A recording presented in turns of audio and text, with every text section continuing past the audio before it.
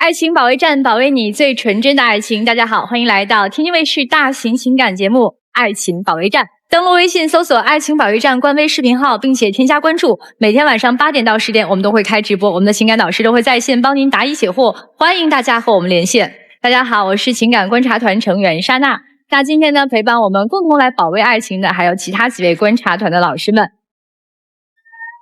歡迎知名情感短劇演員鄔倩，歡迎。大家好，我是鄔倩。鄔倩，影視演員，主演多部千萬流量爆款情感短剧，代表作《怦然心動50歲》，常年演繹戀愛糾紛、婚戀磨合等現實劇情，深諳婚戀矛盾、家庭相處及大眾情感痛點。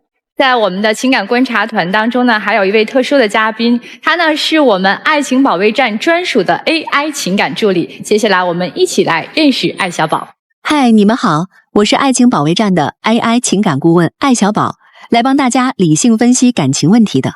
今天就讓我們一起直面矛盾，看透真心，讀懂彼此，好好守護愛。感謝我們的艾小寶。那接下來呢，我們就要走進我們今天第一組嘉賓，他們遇到了怎樣的困惑呢？一起走進他們的故事。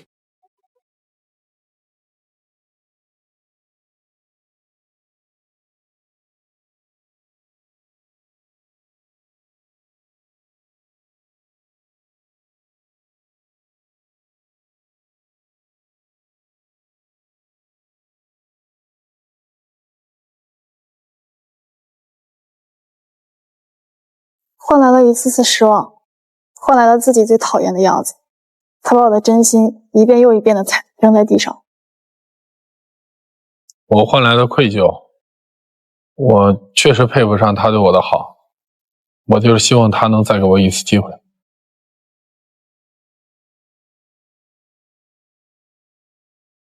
那接下來我們要一起有請我們今天的求助嘉賓登場，歡迎他們。修先生36歲，機構老師；蔡女士26歲，美甲師。好，歡迎二位啊，你們好。今天來到我們節目，你們的核心訴求是什麼？我的核心訴求呢，是想要保衛一下我們這一段感情。那姑娘，你的訴求呢？我想要分手，但是我又有點捨不得，他就是一直和別人曖昧不清，邊界感特別差。我也不知道該怎麼辦了。你倆在一起多久了？2年吧。你的邊界感不清，這有多不清啊？其實我沒有覺得邊界感多不清啊，但是我就是覺得在我們現在的相處過程中，他脾氣特別大，特別暴躁，一點點小事他就會發火，就會生氣。不是我脾氣大，不還是因為你嗎？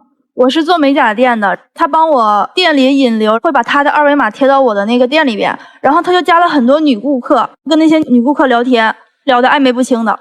我們的店面離得特別近，一來二去也熟絡了。他店內的生意不是特別好，追求他的時候，我就希望能夠幫助到他。我也學習了一些短視頻的運營啊，包括發一些賬號啊之類的，就是做社群吧。他不太會運營和操作，他只專注於他做美甲這一塊。我就會讓這些顧客加到我了，加到我之後，我勢必會跟人家聊天，可能會說的一些親親啊，那種客服回復一樣，我認為是比較官方的，包括看人家的朋友圈啊，幫人點讚、評論啊這一系列的，然後通過這些事情來增加客戶的粘性嘛。他不光是點讚評論，他還給人家備註，什麼喜歡滑雪呀、喜歡美食啊、喜歡咖啡呀，各種備註，然後他還給人家送一些什麼小禮物呀、手膜啊。然後每次老顧客來店裡之後都會問啊，小修怎麼不在呀？然後他什麼時候來呀？還會給他帶什麼奶茶呀、果汁兒、零食之類的。我就覺得這些人都是因為他，然後才來我店裡做美甲的。他幫你在做客戶維繫，他來你店裡不就挺好的嗎？對，我們業務量增加了。然後您說的那個送面膜，那面膜都快過期了，是他的，我撿的他的送給客戶的。我覺得我是在這塊挺機靈的。主要是他跟別人聊天的內容也是曖昧不明的，比如說張姐說什麼。我老公都不記得我的紀念日，然後你記得。什麼紀念日？結婚紀念日。張姐來咱店裡做美甲，因為我習慣性的給客戶備註，然後他就因為這些事情，他覺得我跟別人沒有邊界感，就不行，接受不了，然後發火。而且我們的用戶所有的人都知道我們倆的關係。他每天回家就拿着個手機，然後再聊天，然後還出去跟他們吃飯。主要是這些事兒我都不知道，都是客戶跟我說我才知道的。他沒有帶着你一起去。对，沒有。對，這個其實你想，如果他是幫着正常維繫的話，是兩個人一起。對呀、而且他做什麼，他應該告訴我呀。經歷過這件事情之後，我就覺得他對這個比較在意。我說那我就不這樣做了。後來我就乾脆把這一項我就拋棄了，我就也不聊了。他沒有改，我是之後把我的手錶綁在他的手機上了，然後我看微信是沒有什麼消息了，但是後來趁他睡覺的時候，我偷偷看他手機嘛，然後他又轉到支付寶上去聊了。但是這樣，就是我跟支付寶聊的那一位，然後他也是有家室有孩子，我認為跟這樣的女性在一起，就是我個人不會對於那位女性有什麼別的想法。聊的內容是什麼？聊的內容我覺得都很曖昧的。什麼下次再約你啊，或者這個很好吃，然後我下次再給你帶呀，或者是怎麼樣，都是類似這種話。而且他聊的都是我的客戶。你的客戶知道他跟你的關係嗎？也知道，都知道的。你的客戶沒覺得奇怪，沒有说跟你說過，哎，你男朋友怎麼天天跟我聊天啊？沒有人特意這麼說過。對，主要是我覺得因為這些事情，他的脾氣就特別大，就砸家裡的電視機就不行了。把家裡的七里花嚓的這些東西都給扔了。電視機砸了，砸電視機的。後來買了嗎？買了又砸了，又砸了。咱們能砸點便宜的嗎？6台電視機，對，全部砸了。對喲，這個買8000多。媽呀，8000多。6台電視，夠敗家的。我就是想砸一些他心疼的東西，我想讓他改。哎呦我的天！我說幹嘛？搬家？那是我正在做飯呢，然後他碗也砸了。對。所以就是因為這些行為你受不了是吧？對，他的脾氣就是你也有點接受不了，對。對，我覺得我就是被控制了，我有時候看他我都害怕。上一次就是我從支付寶跟人聊天吧，他發現了，他受不了，整個人炸了。然後呢，已經是凌晨3點了，他就去廚房接了一盆水，把家裡的蠔油啊、醬油啊全都倒在水裡，冰箱裡還有冰塊啊，他裝到那個盆裡面。然後我還打了呼嚕呢，當時我就睡着了。他連水那個帶盆連冰塊哗倒在我的被窩裡面。我當時生氣的是，你微信都答應我說你不聊了，然後你又轉支付宝去聊。但你不能用這種極端的方法吧？你把這個冰塊全倒我被窩裡了，然後他倒完不爽，給了我一個電炮。那不是為了讓你長長記性嗎？他還有什麼其他的行為嗎？他的脾氣，你剛才說一點就炸。他有潔癖啊，有很強烈的那個潔癖。我記得去年吧，暑假的時候，我那個暑假班孩子特別的多，到家的時候已經快12點了。那天也是風塵仆僕，然後砸金蛋什麼的，身上也都是那些彩花啊、禮炮啊什麼的，對吧？然後呢，我就直接去洗手間了，我就特別累。然後你進洗手間，你40-50分鐘不出來，在那聊天，我在外邊都聽見你打字了。然後呢，我出來之後，我发現他在門口等着我呢，我嚇一跳。我說你幹什麼？他說那個你幹什麼呢？我說我上廁所啊。然後他就看到我這一身上也都是髒兮兮的，然後鞋子也沒換，然後他就炸了。我生氣的是你進洗手間，然後聊了那麼久，你在跟誰聊天？那天是我跟我的機構的家長們，我要維護，就是感謝今天他们來支持。主要是我還問你了是不是，然後你還含糊其辭，你還說不明白。我累了呀，我覺得給他解釋無數遍了，然後他就衝到客廳，又把電視機給砸了。樓底下的人就上來了嘛，鄰居都受不了了，然後警察就來了，最後折騰天亮。姑娘，你是一直喜歡用這樣的方式去發洩你的情緒？我一開始不是這樣的，我是後來變得越來越暴躁，就是現在都有應激反應了，就是他跟女生聊天、異性聊天，不管多大歲數，我都會覺得我很在意。他說這個多大歲數，我想起來又好氣又好笑。我們去菜市場買菜，然後呢碰到了一個阿姨，60歲吧，然後我就看她也在買菜，我特別熱情，哎。王姨，您來買菜了？哎呦，今天穿的特別漂亮，因為那個老太太打扮也挺精緻的。然後我就誇人家啊，你什麼時候還來店裡？因為那次她來我們店裡做美甲，做了，我記得很清楚，做了一個最貴的。然後她就在旁邊，就臉就冷下來了，她也不跟人打招呼。然後冷着冷着，她就覺得我太熱情了，她在旁邊掐我擰我大腿啊，你個，然後我說啊再見再見，然後我就走了。我想問問姑娘，你在就是他的這些曖昧的聊天當中，發現過什麼實質性的你覺得是曖昧的內容嗎？實質性的就是，比如說想見你啊，類似這樣的話啊，想見面這種，那沒有前文嗎？就是怎麼說的呢？就是突然的聊天，就是說，哪天見一面啊，就類似這種的，就是在我看來就是很不正常。他現在已經變成了驚弓之鳥了。他以前脾氣是這樣的嗎？不是，他以前其實挺溫柔的。你們2個人談戀愛談了2年，有考慮過未來的事兒嗎？有考慮过未来的事，肯定是考慮过的。因为你已經36了嘛，對吧？對，是。他今年年初的時候跟我說過，就是要結婚的事兒。然後我還挺開心的當時，但是後來他跟我說，就是不能領證。他說他家之前做生意賠了，然後大概幫家裡背了50-60萬的賬。然後他說，如果我們結婚的話，就變成夫妻共同的債務了。他說他不想拖累我。姑娘，誰告訴你的呀？他的婚前的個人債務怎麼可能成為夫妻的共同債務呢？這是婚前債務。他就說他不想拖累我，然後後來吧，就是他每月工資也上交給我，然後就是一直奔着未來嘛，我覺得都挺好的。但是又發生這樣的事情，就會讓我覺得生活一點保障都沒有。他指的不領證結婚，這是什麼結婚？只辦婚禮啊？口頭協議是這意思嗎？對，先跟我說的就是先不想領結婚證，想等還完了之後再領。然後我就一直跟他努力的還嘛，我就拿我美甲店的收入，然後也幫他一起還。你幫他還了多少錢了？他還了大概有將近10萬塊錢吧。不是口口聲聲說不想變成共同債務嗎？是這樣的，老師，就是我們倆在一起的時候，我每個月的工資我都會給到他，我們的錢都會在一起，那他的那份收入就會給到我還這個貸款。但是就是說，咱們說到就是為什麼我選擇無證婚姻，就是因為一開始我也不太懂，我單純的就是說我不想連累他，因為在他之前我還有過一段感情，然後也都已經訂婚了，雙方家長也都見面了，剛好那段時間呢，我家裡生意出現了一些問題，我呢也是為了家裡去貸的這份款。我們在一起的時候，我也是跟他坦白了我這個事情，但是他確實也沒有說跟我分手。其實我還是很感動的。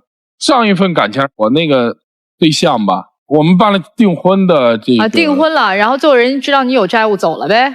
對，跟他有啥關係啊？我不希望他繼續傷心了。我們打開天窗說亮話，你有做過你自己明知道這是越界的事情的事兒嗎？沒有，但是我說過一些，就是我認為越界的話。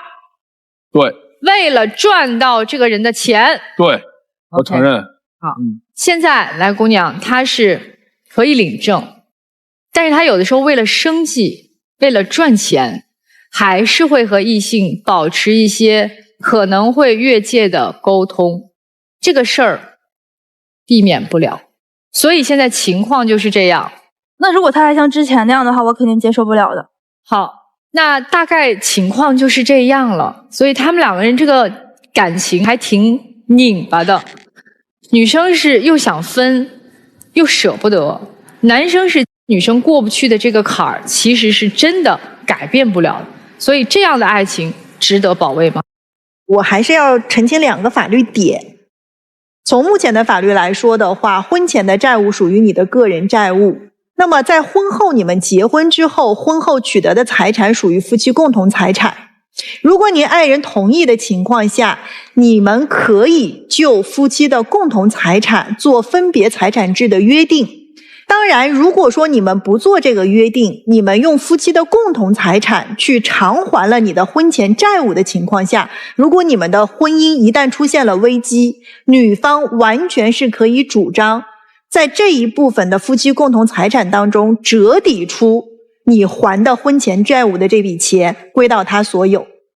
然後第2點，我還想強調一個法律的一個規則和邊界，就是我們的家庭暴力，你們現在是同居關係，我們可能不能夠稱之為傳統意義上的家庭暴力，我們可以稱之為叫做同居暴力，也就是我們的反家庭暴力法規定的男女朋友如果共同生活在一起，發生了家庭的暴力，可以比照家庭暴力法進行一個處理。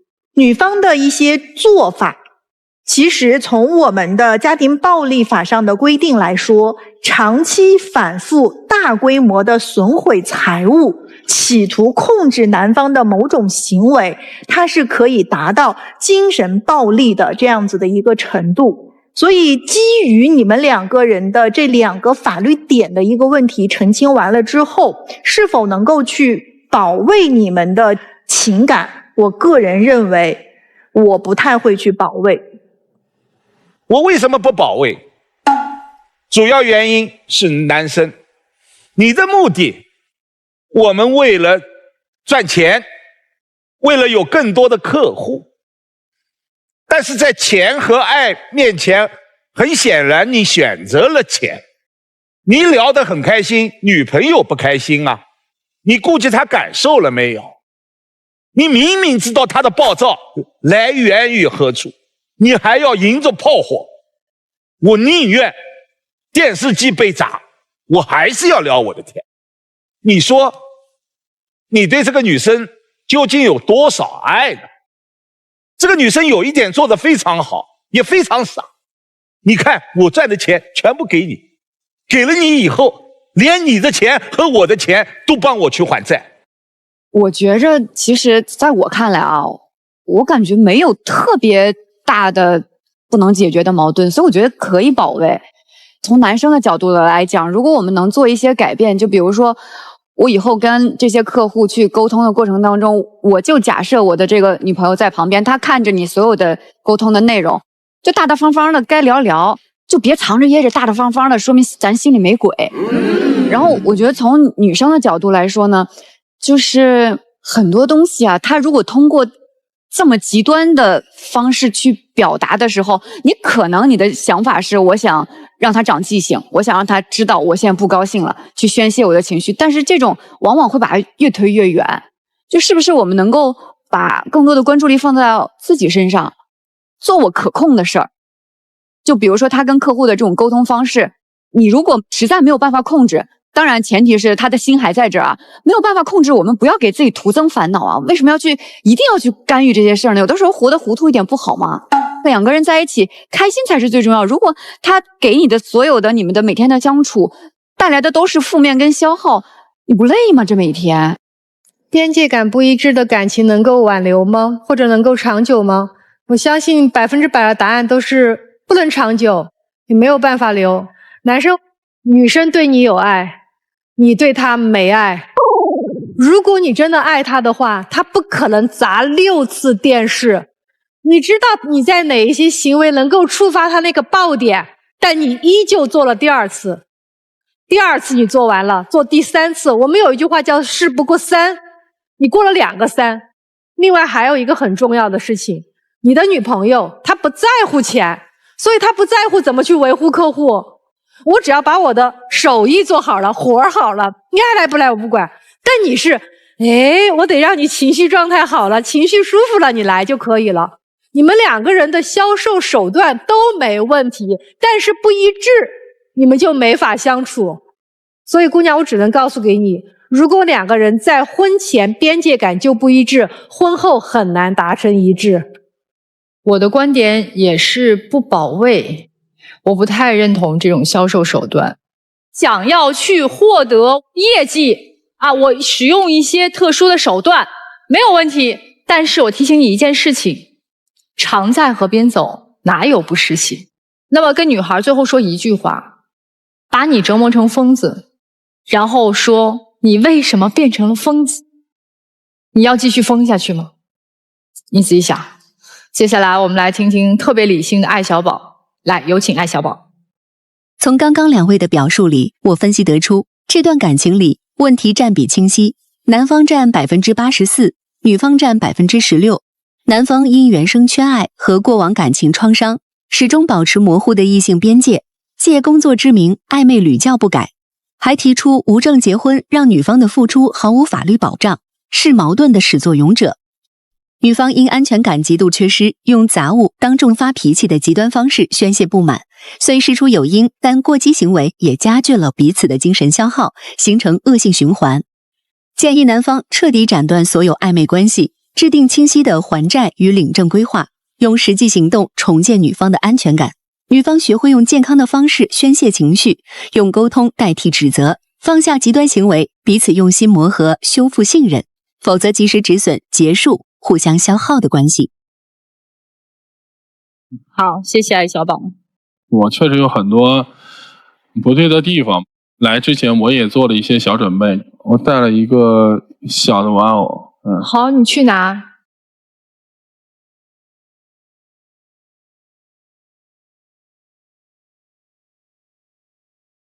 就是我们有一次去拍照，我也口袋里没什么钱，那时候刚在一起，那时候我生意也不好，然后我们一起去拍那个照片，钱不夠了，這是他花錢給我拍的。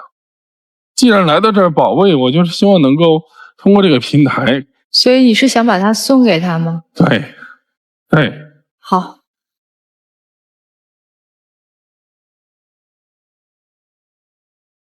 你為什麼要把這個抱枕送給他呀？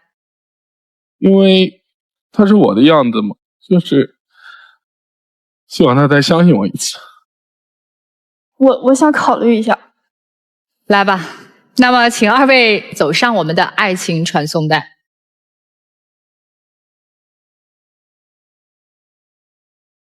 小新，這個世界上有很多人，但是偏偏讓我遇見你了，而且你每次都那麼包容我，還幫我還錢。真的，我這次不想讓你走了，我錯了，我錯了。對於這段感情，我也非常捨不得，但是我還是，我不知道能不能再重新接受你了，我想考慮一下。我錯了。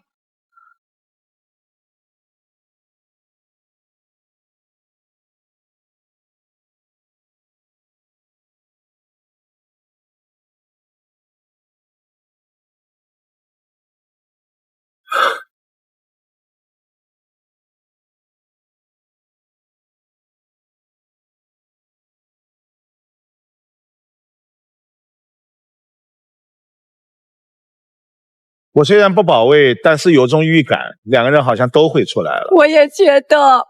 到底怎麼樣呢？我們一起開門看答案。3、2、1，請開門。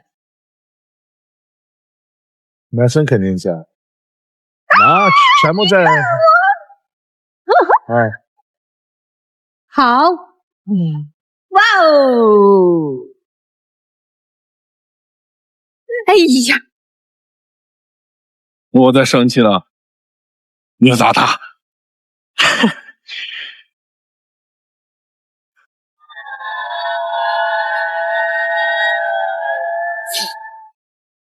聊天能借嗎？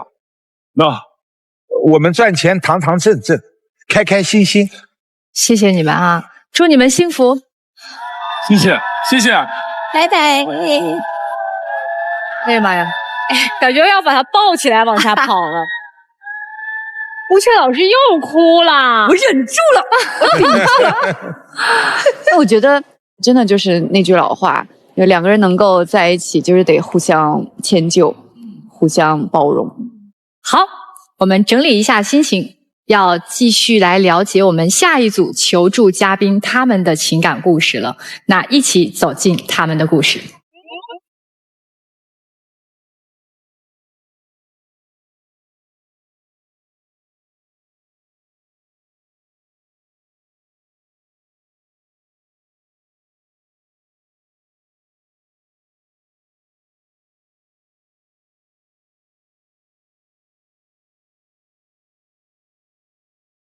我覺得就像一場夢，前邊很甜，後邊就只剩下冷漠還有冷暴力。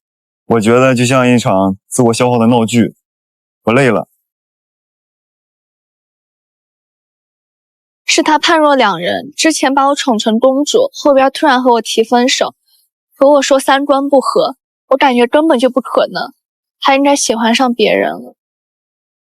是我累了，我每年都活在他的質疑裡。我不想再繼續下去了。這段感情當中到底藏着什麼樣的秘密呢？我們掌聲有請今天求助的嘉賓登場。郭先生，23歲，大學在校生；何女士，23歲，禮儀模特。二位好，歡迎你們啊！今天來到節目，核心訴求是啥？我懷疑他喜歡上別人了。因為之前我們感情特別好，我想知道他為什麼和我分手，為什麼一個人的態度能從以前到現在差距特別大。我先問一下，就是他已經提出分手了，還是說你們現在已經分開了？他已經提出分手了。然後你不同意是嗎？在什麼時候提出分手的？2個月前。所以今天你就是要挽回他。男生，你的訴求是啥？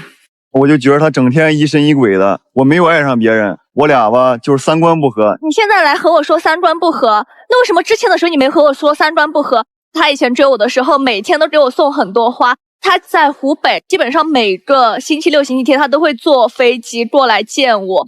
之前我有次生病了，他開了2個小時的車過來給我送藥。那這些時候你為什麼不說三觀不合？現在又在這和我說三觀不合。每周坐飛機，我们先確定一下你們兩個的地點啊。姑娘你在上海，對，小伙子你在我在湖北，每周都坐飛機過去。你這一張機票多少錢？2000。所以那你這一周也就是4000塊錢。這只是機票錢啊。去了住哪兒呢？去了住酒店。酒店多少錢？酒店是600左右吧。也就2晚就得1200，每周的開銷在5200，不止啊，還有那個交通費、吃飯，那我們就算這叫雜費吧。你到了上海之後的雜費大概要多少？3000左右。5200加3000就是8200。他經常會帶我去吃一些很貴的餐廳，然後裡邊那小蛋糕一塊就200-300。但是到了後期，他的變化就是差距蠻大的。他剛開始和我在一起的時候，他說他不喜歡自己做飯吃，然後到了後邊，我每次就說一起出去吃飯或者怎樣，他都不去，只想在家自己弄點。有一次我們吃飯吃得不乾淨，大晚上他就去急診了看病，我直接就守他1晚上，我倆都吃壞肚子了。我就說從那以後吧，咱們就少吃點外邊不乾淨的東西。他天天說我做飯不好吃，我天天得學。他天天就吵吵我。後邊我想讓他來找我玩一次或者怎樣，他都不想來。那我說我就去找他，但他也不讓我去。然後我們已經隔了1個多月都沒見過面，他就是各種借口、各種理由，就是不讓我去找他。我那時候學校，我天天就是社團，我得忙活這些事兒，還有一些他們實習的，我得幫導員，就是忙一些事情。然後我有個比賽嘛，不是，我一直備賽，他又說我不給他發消息，說我去外邊鬼混啥的。就是他之前都是秒回，不管怎麼樣都是秒回，然後到中旬的時候，他就是隔4-5個小時回一個，然後到後邊他1-2天才回一條消息，給他打電話也都不接這樣子。還有一點就是我們在一起了，也算是比較長的時間，他朋友圈從來沒發過我，然後他又讓我朋友圈每條都發他，因為這事情我就有和他生氣，然後他有一天終於發我了。我不是故意要看他手機，就看到，就僅我和我朋友可見。當時我怕我爸媽知道，我不想讓他們知道。屏蔽你爸媽就好了。他就一直拿着他父親說事兒，就說不樂意我們倆在一起。後邊我有和他爸爸通過電話，他爸爸說很支持我們在一起，讓我們好好在一起，很祝福我們。我覺得他這張嘴裡我爸媽本來就不同意我大學談戀愛，想讓我好好學習什麼的。他通過電話之後，我爸說小姑娘電話裡就不能拒絕人家。傷人家心什麼的，我爸給我一頓數落，限制我那消費了，直接我那經濟來源就沒啥了，怎麼帶他再吃什麼的。那你可以直接和我說呀，你直接和我說就沒事呀。我覺得我們吃點小館子那些也很好啊，只要我們兩個在一起。你光說這些，你每次要禮物我沒給你送，我上次1周年送你那些東西，各種禮物都沒給你送到位嗎？追你的時候我連續送了50多天的花，每天都送花，連續50多天啊，52天連續。那放到哪裡去呢？送他那工作的地方。那時候同事都很羨慕我。還有我現在搞不懂的一個點，就是我不知道他哪句話是真，哪句話是假。他之前送了我一條手鏈，戴了沒2天就壞了。他和我說有質保卡去修，然後我去了，櫃姐就說是假的。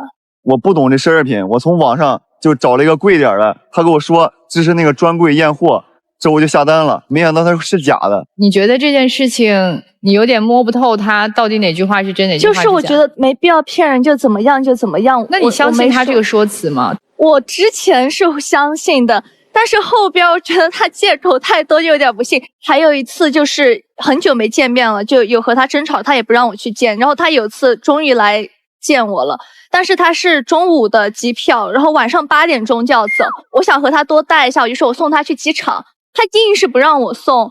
他送我自己回去，我多不放心他呀。那我最後不還讓你送我了嗎？不是你擔心害怕這個我出軌。剛在一起之前，他和我說他從來不坐經濟艙。那天我去送他，發現他走的是經濟艙通道，我實在是有點不懂。那個經濟艙吧，是當時我去找他，第2天我學校着急有事我需要回去，需要趕回去。沒有頭等艙了。對，沒有了，只能坐經濟艙。你是否每次真的都是头等艙往返？有头等艙的话，都是头等艙往返。這是你的生活習慣嗎？你從小都坐頭等艙嗎？不算，不是。那你為什麼要坐頭等艙？想讓他注意到我。注意到你，好。他的朋友圈從來沒有發過你的信息，你有見過他的同學嗎？沒有。一般朋友圈啊，不公開自己的女朋友，一種情況，女朋友拿不出手，但你顯然不是。第二種情況就是要裝單身人設。他有沒有承諾過說我會帶你去見我的爸媽？對，就是承諾過。然後後邊我就有和他提了很多次，我說那要不咱倆父母見見我，因為我有打算帶他去見我父母。然後他就經常推脱，我就生氣了，就和他發脾氣了。他就直接和我明說他父母不同意我們在一起。你已經23歲了，父母為什麼不同意你在大學談戀愛呢？他怕影響我這學業什麼的。你馬上要大4畢業了，談戀愛會影響你的學業嗎？我們就講實話，好嗎？因為如果你不說實話，我們大家一直在這兒猜的話，咱解決不了問題。既然來到愛情保衛戰的舞台，最起碼咱們要真誠。好吧？你們家庭環境到底怎麼樣？實話實說，是普通家庭。父母做什麼工作的？工薪階級。父母每個月收入大概多少？2個人加起來1萬多吧。你花的這些錢是從哪兒來的？當時我那些錢吧，我就是打一些比賽，兼一些職，打工攒的。每個寒假我都去打工。也就是說，你的经济父母并没有垄断，因为你的生活費都是靠自己，所以你爸媽根本沒有不同意你談戀愛的理由。是他們其實不知道。你向這個女孩隱瞞了自己的一些真實的情況，現在是不是裝不下去了？對，我沒有能力支撐下去了。我現在就是每天就是上學，還要再兼職，兼職的話太累了，我維持不下去這種每天在找他了。如果他不需要你的這些，家境怎麼樣無所謂，他都願意跟你在一起，你還要放手嗎？我放手吧，我感覺。所以今天你的態度就是要分手，對吧？姑娘，你覺得剛才我的這番詢問有解答你心中的疑惑嗎？有。你能理解為什麼他是斷崖式了嗎？能理解，但是我有點不懂，為什麼一開始要騙人？其實我覺得他和我坦誠了，2個人就好好的，我覺得沒有什麼大事，而且我們現在還年輕，不行我們就自己弄事業，但是他就一直逃避，一直這樣子。那我就問你一個很簡單的問題，他以前確實自己設了一個人設，富家孩子，現在打回原形了，他就是一個普通家的孩子。如果說他願意和你繼續好，你願意嗎？我願意。女孩的態度已經在這了，其實男孩態度也知道，但這中間還有一些沒有解開的謎團，可是我已經撬不開他的嘴了，我盡力了，所以接下來就交給各位老師們。這段愛情你們覺得值得保衛嗎？我覺得不值得保衛。為什麼？我覺得在一段情感過程當中，愛情應該是很純粹的。如果你非得要上升到法律和理性的情況下，我覺得法律的一個底線在民事上應該是誠信。但是我覺得在你們的這段情感過程當中，我沒有看到誠信。誰都無法保衛。感情沒有對與錯，但追求感情的方式有對與錯。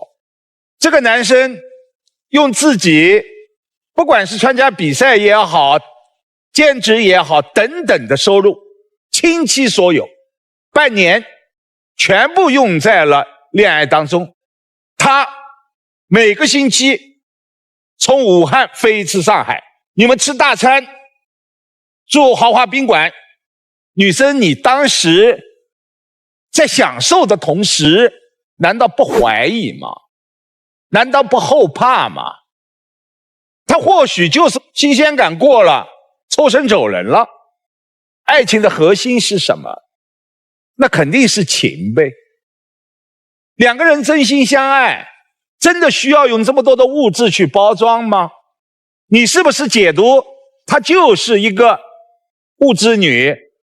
如果她不是這樣的人，那是你對她的侮辱。我覺得他把感情像是鬧着玩兒，你知道嗎？就是他有一個自己的劇本，然後我在這個劇本裡我要演霸總，然後我就按照我這個霸總的劇本往下走。但是在談戀愛剛開始的時候，你就應該知道的，你有一天會支撐不下去，這你應該能知道吧？調起這麼高，你咋收場？你不想嗎？這不就分手了嗎？以分手收場了。所以您是保衛還是不保衛？我當然不保衛了。不保衛。一段感情它一定是始於真誠。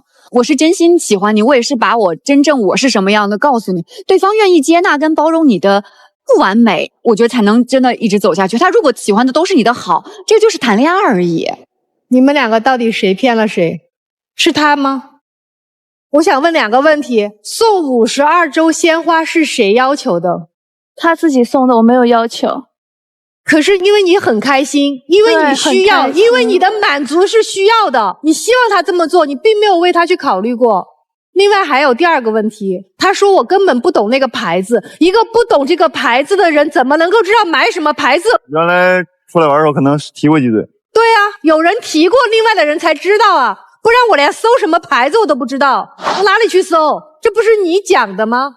你在不斷地告訴給這個男生，我需要鮮花，我需要首飾，我需要禮物。我沒有說一定是要他的這些東西，因為我之前單身的時候，我和我朋友出去玩，我們去香港或者怎麼樣玩，我們的酒店也不便宜。姑娘，你有這個消費能力沒有任何問題，但是現在你想談一段認真的戀愛，但是現在你把這個愛情變成了物質，這是你們這段愛情最大的問題，這就不叫愛情。如果未來你同樣還是跟一個男生說我喜歡鮮花，我喜歡各種各樣的東西，你有可能永遠得不到真心，因為錢的背後你以為可以看到真心，但是抱歉，錢的背後沒有真心。老師您說的對，但是我沒有一定必須要他給我送什麼東西。你所有的高興對他來講就是一種獎賞。對，但這不是我的問題，因為我收到花，我開心的是確實是開心的是，我覺得換做你們每位老師收到花開心的是正常。難道一位男生送給你們花，你們會不開心？你們會說啊，怎麼會這花？不可能這樣做。如果傳遞給了一個男人這個信息，你只要靠浪漫就可以買到他的感情，那以後對你來講，你太容易被別人通過這個手段來去騙取感情了。你未來是要找一個真心的人結婚的，這是我聽到的信息。你想找真心，可是如果你只是看到了他給你表露出來的一些花、一些禮品，你就太容易被騙取感情了。小鵬老師是想提醒你一件事情，就是他害怕你被騙，你沒有很好的這種防範的意識，應該你會馬上反應這事不對。一個大學生每個月來回頭等艙看我4次，住那麼貴的酒店，帶我吃這麼，對不對？這叫安全意識，姑娘。我覺得你的安全防範意識有點低，這個是提醒你，也同時提醒各位年輕的女孩子們。第二點，我提醒一下男生啊，我到現在為止，我仍然合理的懷疑你的分手一定是愛上了別人，或者有了其他的女朋友。因為你可以否認，沒關係，我有我的堅持。因為朋友圈這件事情絕對過不去。接下來我們來聽一聽我們的艾小寶理性的分析一下這段戀情到底怎麼回事。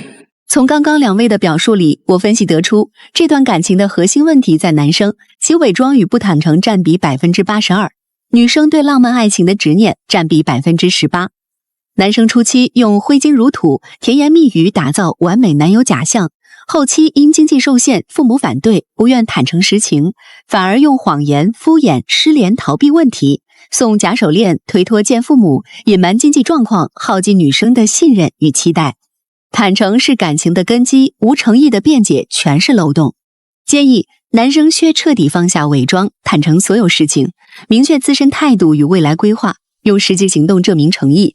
女生需放下對所謂浪漫愛情的執念，看清對方真心。若男生仍回避坦誠，果斷止損，才是對自己最好的保護。這段充滿偽裝的感情，唯有坦誠才有挽回的可能。感謝艾小寶的分析和提供的解決方案。那接下來的時間呢，交給你們二人，請2位走上我們的愛情傳送帶。那在这個傳送帶啟動之前呢，你們願意回憶一下你們甜蜜的過往嗎？願意。女生願意嗎？願意。好，那我們一起走進他們的過去。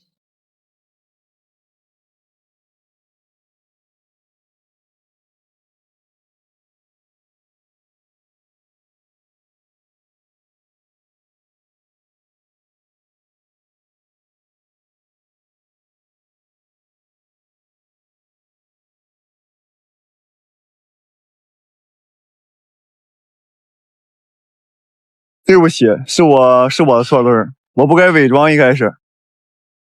那你有真的喜歡過我嗎？真喜歡過，是我的原因。祝你能遇見一個真正懂你浪漫的人，對你好點。那你後邊去哪個城市？我還在湖北。那你還會來見我嗎？有機會會見的。我送你的玩偶你丟了嗎？沒有。你放在哪裡？小的還在兜裡放着呢，小的一個，然後大的在家裡。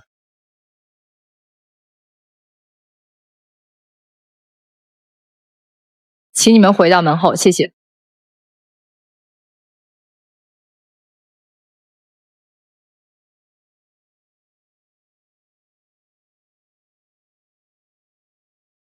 我認為男生喜歡這個女生毫無疑問，但是他用了一種錯的方式。那他們會出來嗎？我認為也不會出來了。男生不會出來，女生也不會出來的。我覺得女生在糾結。那接下來我們就看看他們兩個人的選擇是什麼樣的吧。3、2、1，請開門。我認為不會出來，不會。一定是認為都會出來。我認為女方會出來，男方不會。男方沒有。挺好。兩個人都沒有出來，我覺得挺好的，挺好的，因為已經決定要放手了嘛。